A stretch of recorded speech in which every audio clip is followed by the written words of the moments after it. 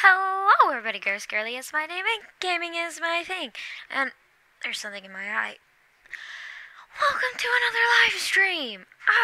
I'm not gonna be quite as loud because I'm still at my sister's house. Check out my candy bucket. It does fit. Actually, hold on. Watch. Oops. Watch this. I'm a bucket head, y'all.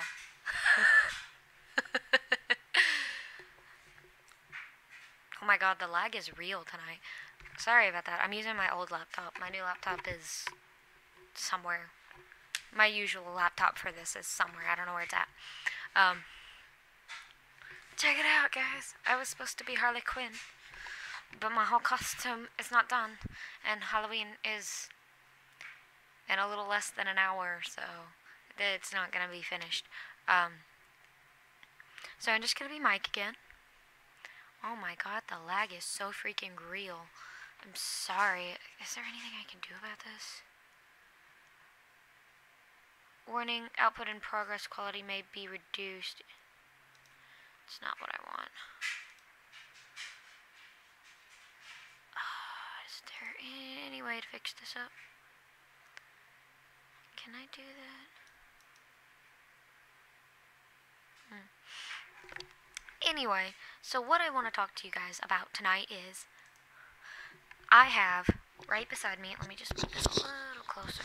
Can you guys hear me better? I hope so. Like this? Yeah, okay. So what I have beside me and up here are the Five Nights at Freddy's books. I have not started reading this one. My bookmark is in it, but I haven't started reading it. I just finished this one a couple weeks ago. Oh my god, my head itches. I just finished this one a couple weeks ago. I'm gonna move this a little closer. Can you hear me better? Yeah. I just finished this one a couple weeks ago, and it was a really good book. And I have a lot of friends who cannot read this book, so they've asked me to read it to them, basically. Or well, I asked them if they'd like it if I read it to them. I started recording last night, but I didn't like the way it came out. So my big thing to you is fan art. If you have Five Nights at Freddy's fan art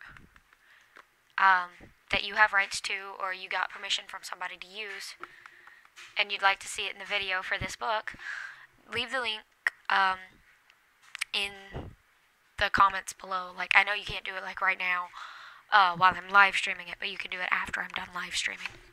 I'm losing my voice. This helmet's gotta go. My bucket has to go. Hold on. Okay. Sorry about that. The bucket had to go. But what I also have over here is the, I have both of these. And then a couple weeks ago, 3 weeks actually, this book came in. Focus. There you go. The Freddy Files. It's actually really good. It's in this official guidebook to Five Nights at Freddy's. Fans and gamers can immerse themselves in the series' mythology, gameplay, and secrets as we unwind the twisted mysteries hidden at the heart of Freddy Fazbear's Pizza. Delving into each game, players can map the animatronics' paths, learn how the timed elements of the games work, and discover how to trigger unique events. Special sections throughout the highlight Freddy fans. Special sections throughout highlight Freddy fans' most talked about theories, from the bite of 87 versus the bite of 83, to the identity of the purple guy, to the recurring hallucinations of its meat. All the evidence along with every detail of the game and novels is laid out for fans to explore in this one-of-a-kind guide to the warped world of Five Nights at Freddy's. This is by Scott Cawthon. Just like these two. I wonder if it's by Kira Breed Risley too, however you pronounce that last name. Those are also by Scott. But my big thing is I've pretty much read through all of this book. There's so much cool detail in there. By the way, not sponsored by any of this. I just really love these books. Each game has its own chapter. There are 6 chapters. And, of course, each game has its own chapter, except for Five Nights at Freddy's World. And then there's the Chapter 6, which is the novel series, and that, of course, talks about the books. Let's see. It's got cool little, come on. My frames for a second just went down. Hold on, guys. It's like seriously struggling.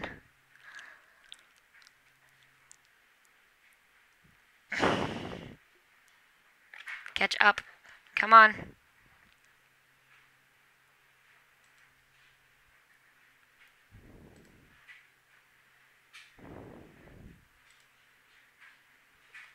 Okay. So, throughout the book, well, let's start off at the beginning. Where is it? Right here at the very beginning, it has a credit to all the people whose art is in this book. He went to DeviantArt and, let's see, Shutterstock and all kinds of websites and just got art, Five Nights at Freddy's fan art for this book.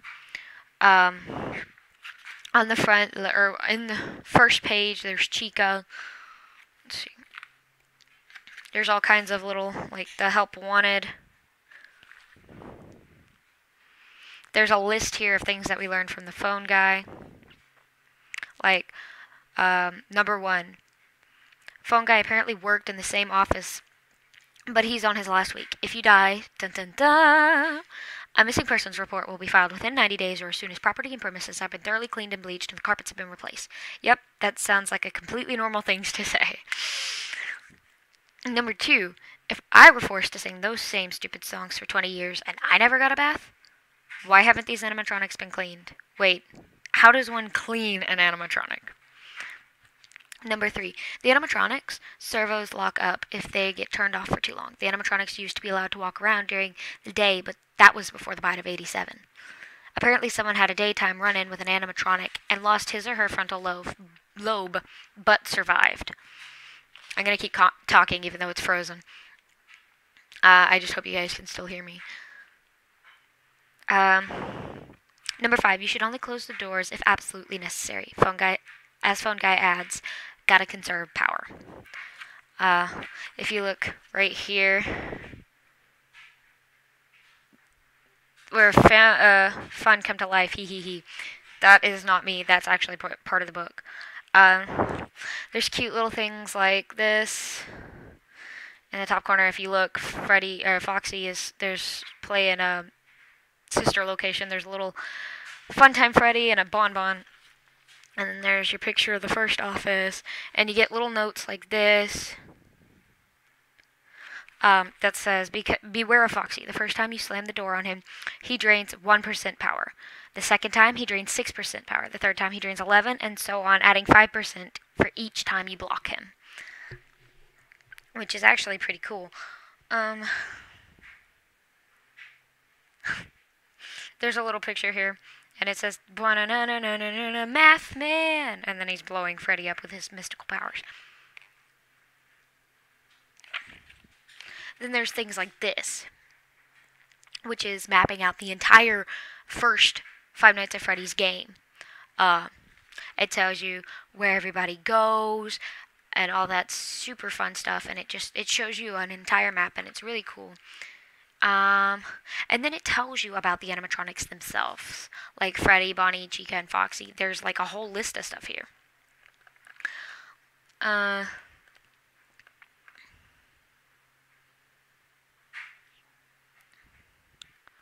Freddy goes in the kitchen.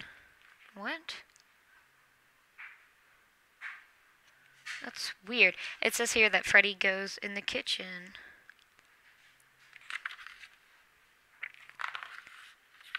It gives you a list of areas that they go, actually. Movements. Show stage, dining area, restrooms, kitchen, East Hall corner, the office. For Bonnie, it's dining area, backstage, West Hall, supply closet, West Hall corner. There's Chica, and it says show stage, dining area, kitchen, restrooms, East Hall, and East Hall corner. And then there's Foxy, Pirate Cove, West Hall, and West Hall corner, then the office. There's little notes on them. There's not one on Bonnie, but it says on Freddy, if you run out of power, Freddy plays the Toreador song from the opera Carmen.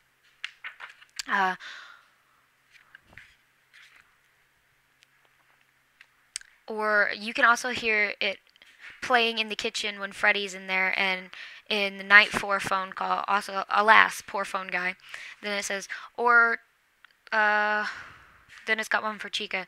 Chica will she'll just pull down the monitor and kill you regardless, because apparently Chica can do that. And then there's Foxy. Keeping Foxy at bay means checking on him just enough, but not too often. And this is, oh, look at that. It's got codes, glitches, and secrets. And one of the codes that everybody knows is hold down C, D, and the plus symbol to skip a night. Click on the Freddy poster in the office to honk his nose. Try changing your computer's date to Halloween, October 31st, and booting up the game, which I'm going to do tomorrow after Halloween, after I go trick-or-treating with my nieces and stuff like that, and show you guys, because I haven't seen that before myself. You can also trigger Golden Freddy by inputting 1987 on the custom night. You won't see the scene of the empty animatronic suit in the office, though.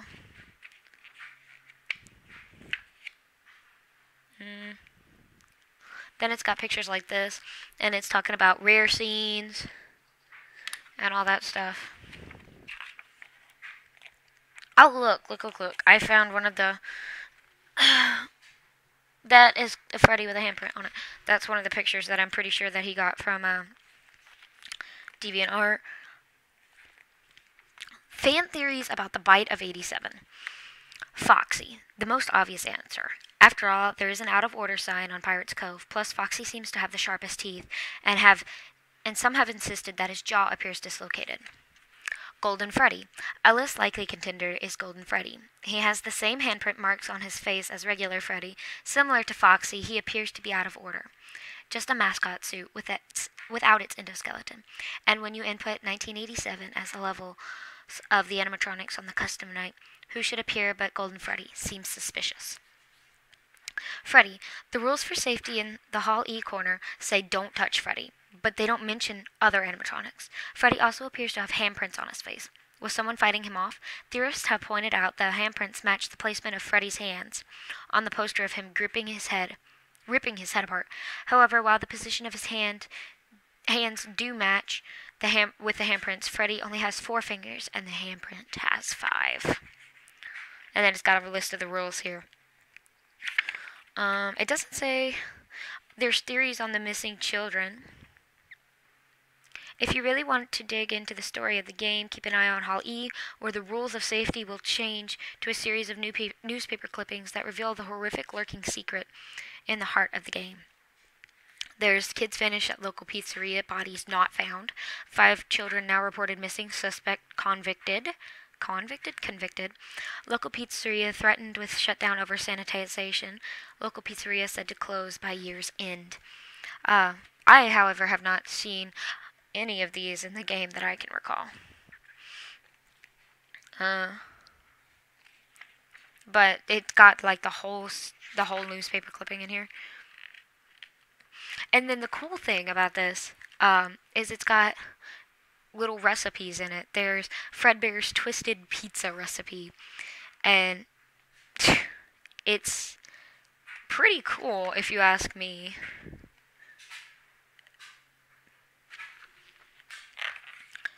Then there's pictures like this, which I know I've seen on DeviantArt. And then there's what the phone guy reveals again. I'm not going to read all that because there's 6 things this time.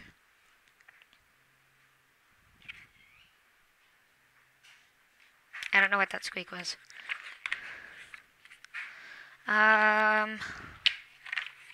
Let's see. Basically, I'm looking for more fan art. They've got the whole list of what the toys do and Withered Foxy, and here's the next map. These things are freaking awesome. I love this book, and it was like $6 on Amazon. Glitches and secret codes. Let's see.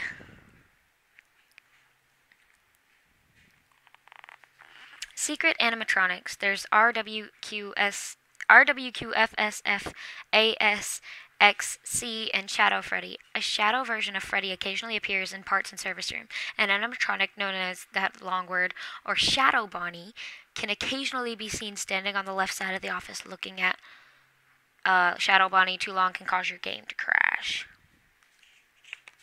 then there's talking about Balloon Girl, and it talks about all of the mini games in great detail, actually.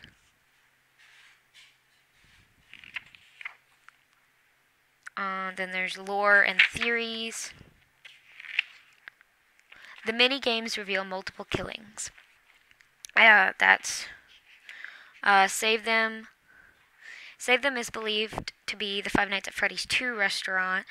Foxy Go Go Go has a completely different map, which has two rooms, Pirate Coves and Party Rooms.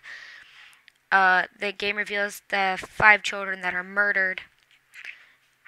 Then there's Take Cake to the Children, which takes place in Fredbear's Family Diner. Give Gifts, Give Life, shows the 5 dead children as well as the puppet. On a final disturbing note, the models for dead children are different from game to game. Supporting theorists claims that there could be 4 unique sets of victims. And then there's Springtrap, which his picture is probably the coolest. Come on, video, catch up to me. You can do it. Come on. Work with me. We're just going to wait until it decides to keep up. There we go. So then there's Springtrap's picture.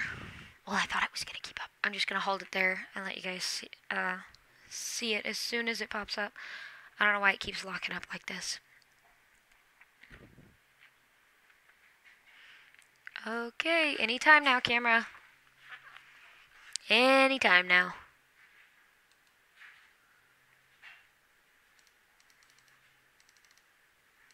Why is it that it says smooth and it's not doing...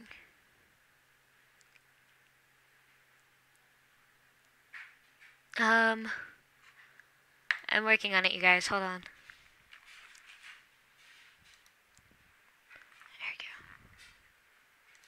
There we go. Okay. So this right here is Five Nights at Freddy's 3 chapter. And then it talks about the spring-locked suits. Unfortunately, it doesn't talk about the guy calling. It just talks about the spring-locked suits. Then it talks about the safe rooms and the mini-games. Then there's Revenge, Night 5 minigame. The blurred text around the articles from Five Nights at Freddy's 3 contains development stories from game creator Scott Cawthon. That's pretty cool.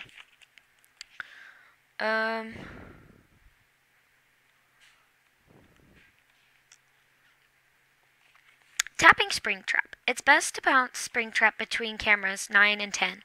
If he gets closer, use the audio to get Springtrap into the camera 5 room, then close off the vent. You can trap him in there for a while using the audio and keeping the vents closed. That's pretty cool. AKA Springtrap, AKA Spring Bonnie.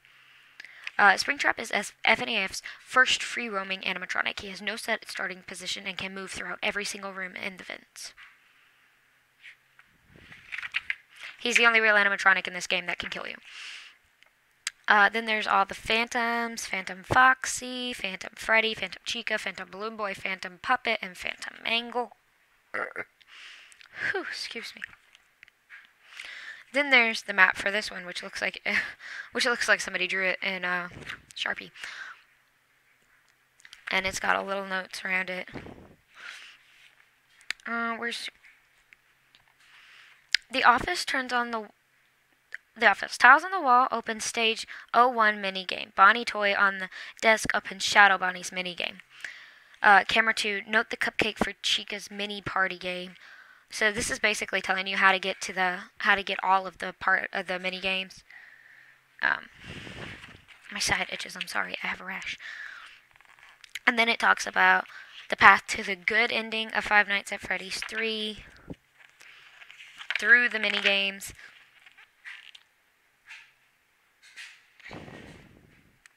It tells you can honk Freddy's nose in FNAF 3 by clicking on the poster in in the office in Freddy's office, because Freddy has an office now. Then it shows the 3 rare pictures for Springtrap, and it talks about all the rare screens that you can see in Five Nights at Freddy's 3. Then it talks about Shadow Bonnie, Shadow Freddy, and how they don't really have a real form. And then there's Chica's Golden Cupcake Pizzas. And that's a recipe. And it specifically says in bright red letters, kids ask parents to help you. They thought of everything. And then there's Foxy. Foxy is, okay, my favorite. Is that, there we go. And he's the picture for chapter 4. Your alarm will flash a random series of numbers at the end of each night before hitting 6 a.m. It tells you how to get through the entire game, basically. It tells you sounds that you should disregard: dogs barking, clock chime, good luck, those chimes are loud, distorted radio. It tells you sounds to listen to: breathing, footsteps on gravel, deep slow motion laugh, metallic giggling, dishes clanking, pitter patter running, followed by a creak. Our hours are exactly 60 seconds long, making each night last exactly 6 minutes. It seems like a lot longer than that when you're in there. These are mapping the entire minigame map, and this is mapping the bedroom, main play area. There's pictures of all of the animatronics in here. It tells you how to beat them. Nightmare Chica and Nightmare Bonnie stick to the same sides of their map as their FNAF counterparts. Then it talks about Fredbear and Nightmare. Nightmare is much harder to see at a glance since he blends in with the shadows. There's glitches and secrets. Tells you how to win Plush Trap. There's the Night In minigame Easter eggs. Try clicking on the nose of the Freddy plush on the bed. That one's not really an Easter egg. There's the rare screens where it's got a bottle of pills, an IV, or a vase of flowers. There's the Halloween edition, and it talks about that. Then it talks about Team of 83, the Bite of 83 versus the Bite of 87. And then it's talking about what's up with Fredbear, why he follows you everywhere. And then it says, you're broken, I'm still here, I will put you back together. Could whoever is spying on you be able to put your soul into an animatronic? It's actually really good. Then there's Baby, and as soon as it starts working again, I'll show you guys Baby. Come on.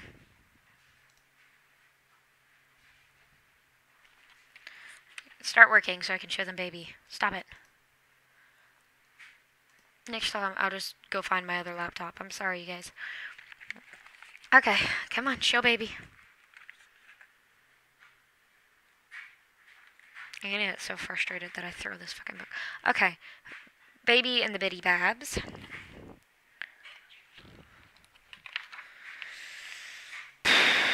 It talks about the beginning of the game. Mr. Afton apparently designed the animatronics you'll meet in this game. The unnamed man notes some questionable design choices in the robots, but you never hear the end of the conversation. Then it talks about the little girl. Daddy, didn't you make her just for me? And then there's, at the end of night 5, you'll hear an ominous line implying the girl may have been killed by the animatronic. Don't tell Daddy that I'm here. I want to watch your show too. I don't know why he won't let me come see you. You're wonderful. Where did all the other children go? And let's see, it talks about night 2, night 3, and it goes through each night individually. And then it actually has The Immortal and the Restless, the TV show that you go home to watch at night.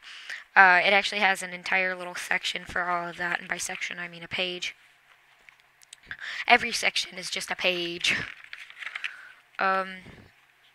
Then it has Bellora's entire song here. Why do you hide inside your walls when there's music in my halls? All I see is an empty room, no more joy, an empty tomb.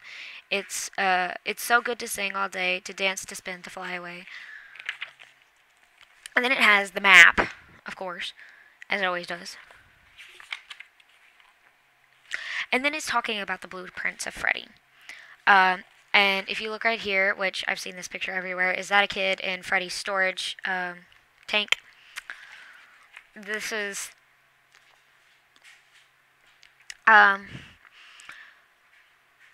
basically what they were talking about. Though there is a little chance that you'll encounter these blueprints outside the game data files, you're missing out if you don't take a peek. They contain some pretty shocking revelations, and some of their design choices, all of which seem meant to lure children in to be kidnapped, are no doubt what the unnamed technicians were referencing in the prologue. Then there's bonus content. It's talking about if you don't listen and you go into babies, circus babies area, I can't remember. Circus gallery event, I think. If you go into there, then it's talking about how she'll talk to you. It tells you how to beat the mini game. Then it tells you the custom night secrets. And it tells you about the final cutscene. And then there's a note. Defeating the Golden Freddy Custom Night unlocks something even more earth-shattering. This message from Michael. Father, it's me, Michael. I did it. I found it. It was right where you said it would be. They were all there. They didn't recognize me at first, but then they thought I was you. And I found her. I put her back together, just like you asked me to. She's free now, but something is wrong with me. I should be dead, but I'm not. I've been living in the shadows. There is only one thing left for me to do now. I'm going to come find you. I'm going to come find you. And it's pretty cool. They talks about the theories, the younger son, the bite victim. William Afton seems to have been watching the bite victim in Five Nights at Freddy's 4. Since the lighter areas of the breaker room map match up with areas we explore play in during Five Nights at Freddy's 4, plus the language at the close of the game that comes from the plush Fredbear, who is shown holding a walkie-talkie in the private room, says, "I will put you back together." Sound familiar? It's the same thing from Michael Afton. It's the same thing Michael Afton says during the last custom night cutscene in Sister Location. I will put her back together, just like you asked me to. Then it's talking about the daughter is Circus Baby, and it goes on and on about her. And then the older son, Michael Afton, a.k.a. you.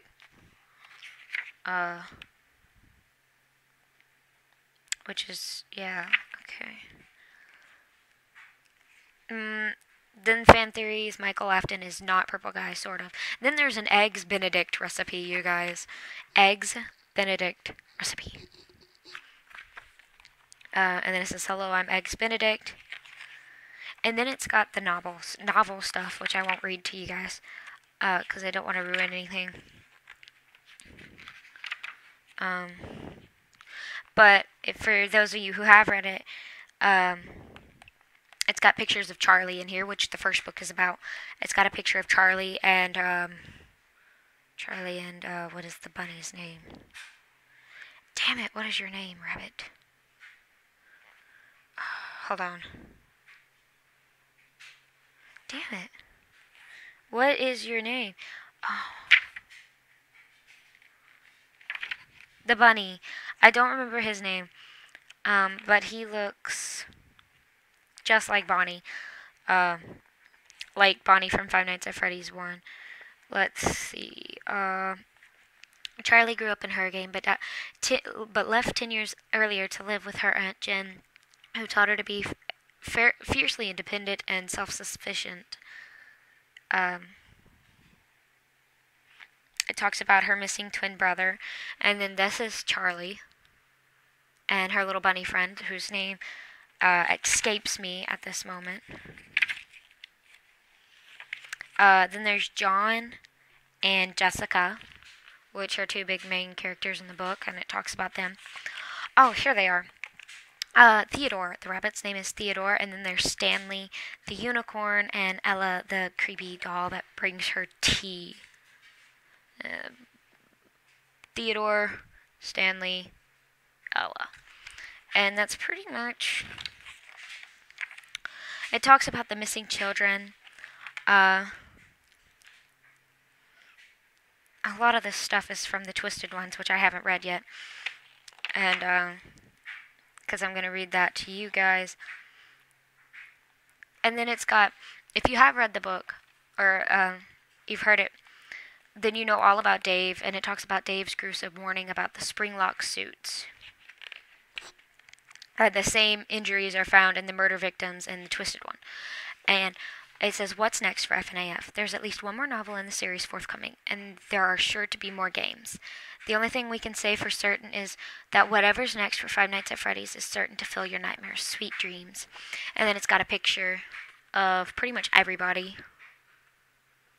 That was really cool. And that's basically all this book is. But do get it and read it. It's very helpful. I gotta double check my mic occasionally. It just turns off.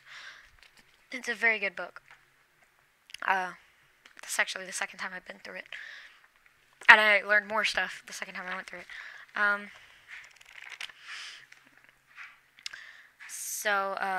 This book is about Charlie. 10 years after the horrific murders at Freddy Fazbear's Pizza that ripped their town apart, Charlie, whose father owned the restaurant, and her childhood friends reunite at the anniversary of the tragedy and find themselves in the old pizza place, which had been locked up and abandoned for years. Damn me.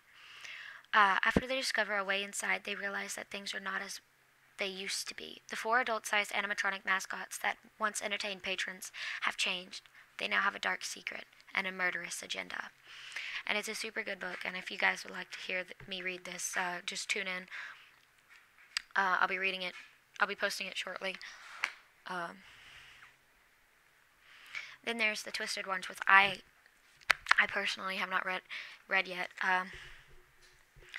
And it's been a year since the horrific events at Freddy Fazbear's Pizza, and Charlie is just trying to move on. Even with the excitement of a new school and a fresh start, she's still haunted by the nightmares of the masked murderer and 4 gruesome animatronic puppets. Charlie thinks her ordeal is over, but when a series of bodies is discovered near her school, bearing wounds that are disturbingly familiar, she finds herself drawn back into the world of her father's frightening creations. Something twisted is haunting Charlie, and this time, if it finds her, it's not letting go. This is the second book in the series, obviously. It says don't miss the first book in the series. And this one doesn't have anything on it about another book. So, you can actually get all of these on Amazon. Again, I say not sponsored. These are just really good books, and Scott's a really good guy. And Kira is a amazing writer.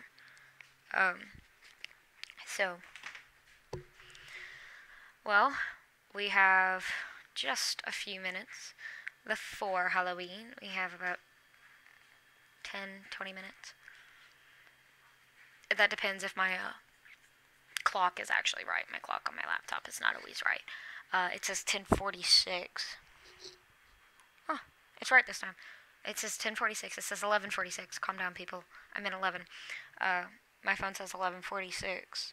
And my iPod says 11:46, so I guess it's 11:46. It's right for once. The shirt does not go all the way down. Do you see this? The shirt does not go all the way down.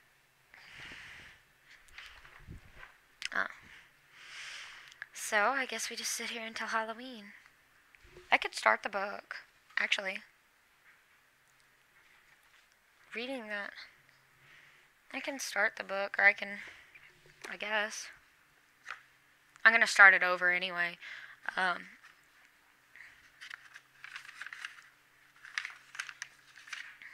And since nobody's actually watching this, it doesn't really matter what I do. I know it's a school night, and I know you guys are probably all in bed right now.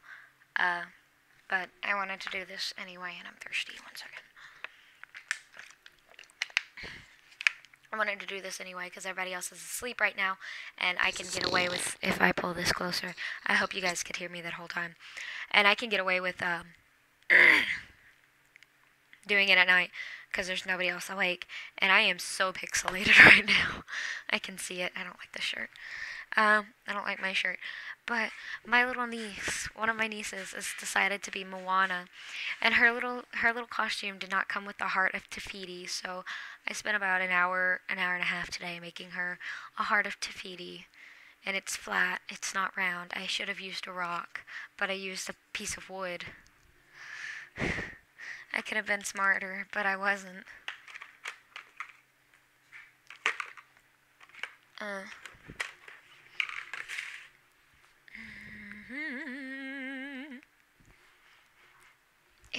is that? There's a hair.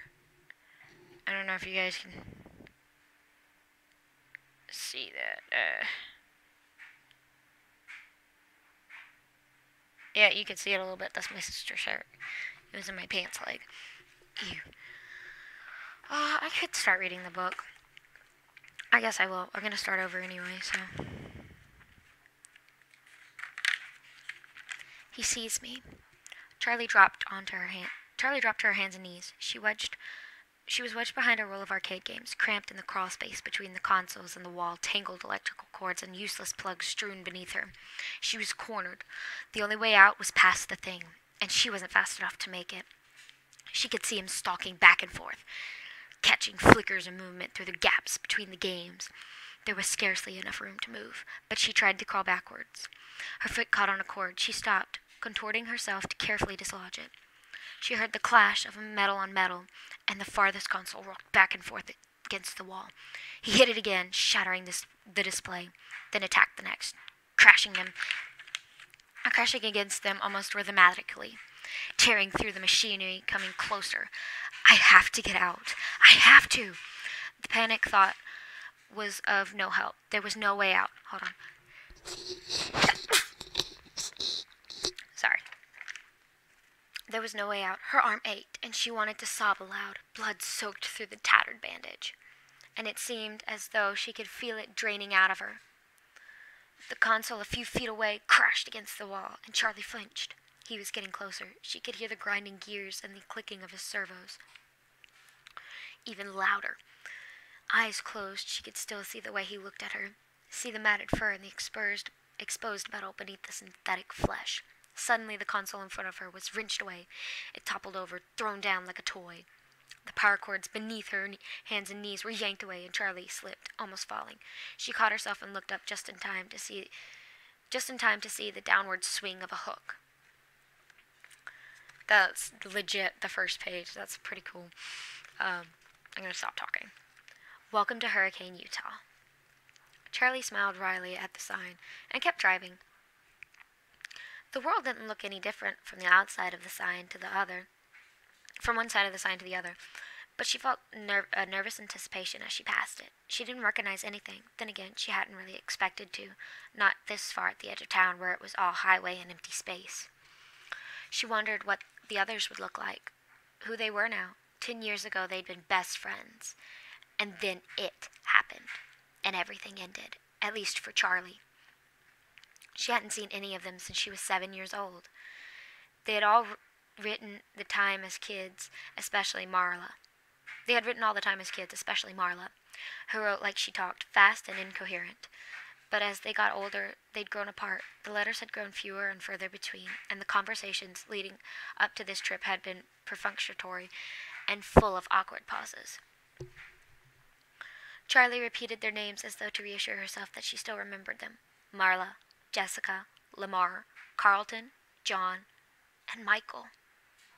Michael was the reason for this trip, after all. It was 10 years since he died. 10 years since it happened. And now his parents wanted them all together for dedication ceremony. They wanted all his old friends there when they announced the scholarship they were creating in his name. Charlie knew it was a good thing to do, but the gathering still felt slightly macabre. I can't pronounce this word. Macabre. Something. Macabre. Something. I don't know. She shivered and turned down the air conditioning, even though she knew it was not cold. As she drove into the town center, Charlie began to recognize things. A few stores and the movie theater, which was now advertising the summer's blockbuster hit. She felt a brief, neat moment of surprise. Damn, I need to slow down. Then smiled at herself. What did you expect? The whole place would be unchanged? A monument to the monument of your departure, frozen forever in July 1985? Well, that was exactly what she'd expected. She looked at her watch. She still had a few hours to kill before they all met up. She thought about going to the movie, but she knew what she really wanted to do.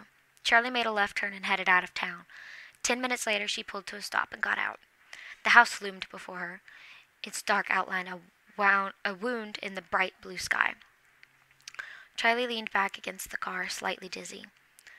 She took a moment to steady herself with a deep breath. She had known it would be here. An illicit look throughout her aunt's bank books for a few years had told her that the mortgage was paid off and that Aunt Jen was still paying property taxes. It had only been 10 years. There was no reason it should have changed at all. Charlie climbed the steps slowly, taking it in the peeling paint. The third stair still had a loose board, and the rose bushes had taken over the side of the porch, their thorns biting hungrily into the wood. The door was locked, but Charlie still had her key. She had never actually used it. As she took it from around her neck and slid it into the lock, she remembered her father putting its chain around her neck, in case you ever need it. Well, she needed it now.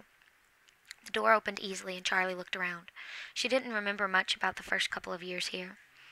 She had only been 3 years old, and all the memories had faded together in a blur of child's grief and loss, of not understanding why her mother had to go away, clinging to her father every moment, not trusting the world around her unless he was there, unless she was holding him tightly, burying herself in his flannel shirts and the smell of grease and hot metal and him. The stairs stretched straight up in front of her, but she did not move directly to them. Instead, she went to the living room, where all the furniture was still in place. She had not really noticed it as a child, but the house was a little too large for the furniture they had. Things were too spread out to widely in order to fill the space. Damn, I need to slow down. Read before you say. The coffee table was too far from the couch to reach. The easy chair too far across the room to carry on a conversation. There was a dark stain in the wooden floorboards near the center of the room. Charlie stepped around it quickly and went to the kitchen, where the cupboards held only a few pots and pans and dishes. Charlie had never felt the lack of anything as a child, but it seemed now that the unnecessary enormity of the house was a sort of apology, the attempt of a man who had lost so much to give his daughter what he could. He'd always had a way of overdoing whatever he did. I got to page 5. I need to slow down. And it is officially 5 minutes before Halloween. This is going to end exactly on Halloween. Around 12:05, something like that. What is this wrong with my hand?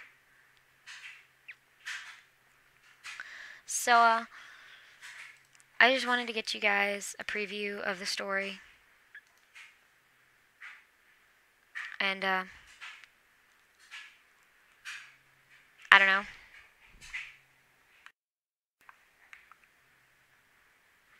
Just, okay.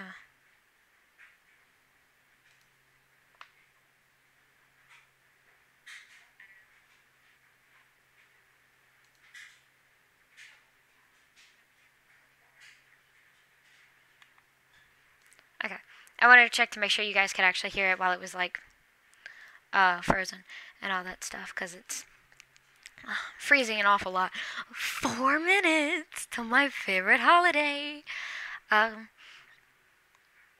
Halloween is my favorite holiday. And that's because I love dressing up in impossible characters. I like to cosplay. I like to dress up and just run around and get free candy and be myself for a night and not get judged for it. Because if you went out in that stuff in the regular day, people would judge you and be extremely worried because I put fake blood everywhere.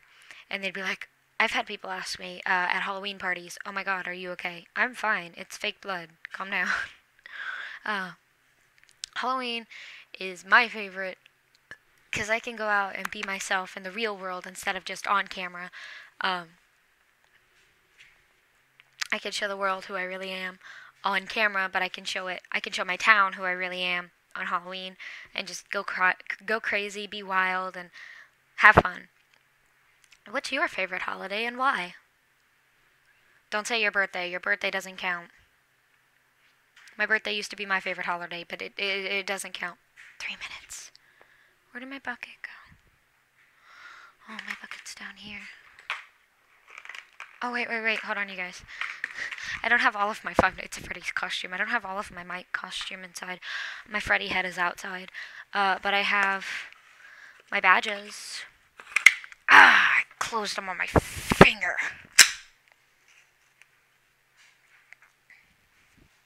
I use super strong magnets for this, and if I'm not careful, I will break my finger. But I'm usually pretty careful with them, and we have 2 minutes left. If I can get these apart, that would be fantastic. Slide! Slide, damn you.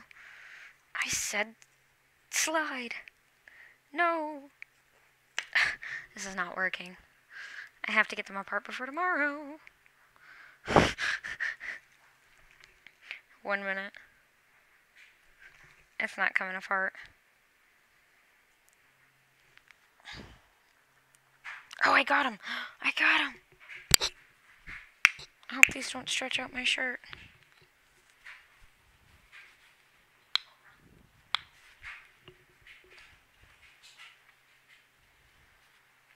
And a tie. I can be Harley Schmidt, the night guard.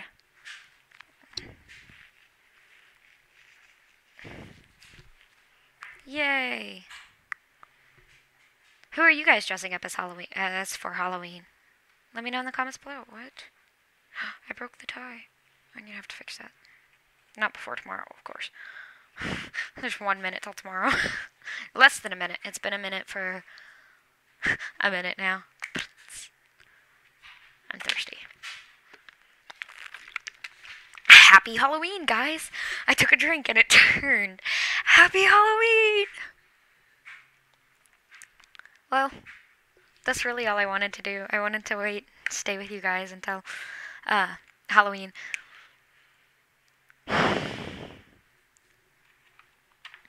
As a matter of fact, in celebration of Halloween... Oh no, all of my candy! I went out and bought a bag of candy. 1 second. Stop dumping out! Stop it!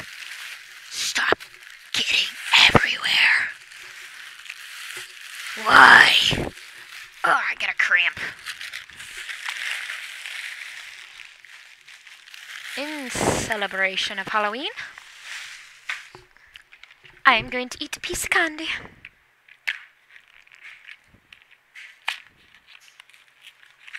Not sponsored by Milk Duds, by the way. I just love them. It's so hard to chew. It hurts so bad to chew these things. I have TMJ, so my jaw pops in and out of place while I'm chewing. I'm kind of buying time so that I can do my dab outro as soon as the thing starts loading again.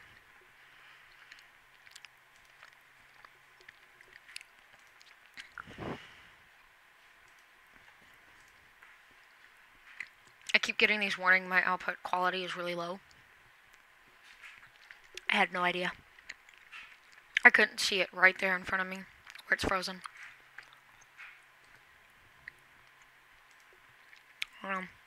You guys may hear me logging out of Skype.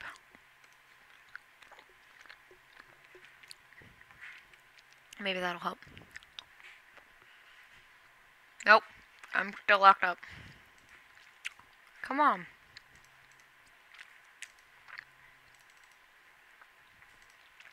Come on.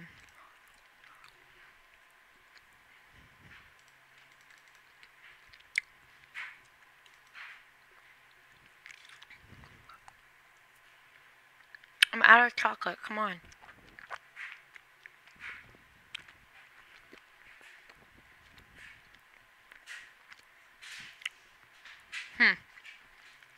You guys may not get an outro.